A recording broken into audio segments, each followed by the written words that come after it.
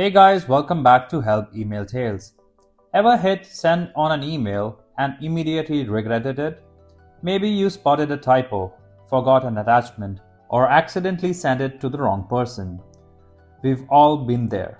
The good news is, Outlook has a recall feature that can actually pull back that email before it's read. In this video, I'll walk you through how to recall an email in Outlook. If you need extra help with Outlook, our experts are just one call away. You can give us a call at the numbers on the screen. Alright, now let's jump right into it. Open up the Outlook app and find the email you want to recall. Once you've opened the email, look at the top bar and click on the three dots. A menu will pop up. Hover your mouse over the Action option. Now, click on Recall this message. A prompt will appear asking you to choose an option.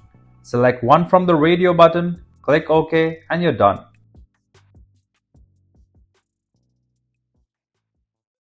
If you found this video helpful, please give it a like and share it with others.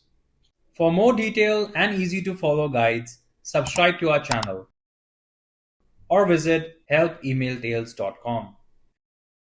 You can also contact our experts at the following numbers for seamless one-on-one assistance.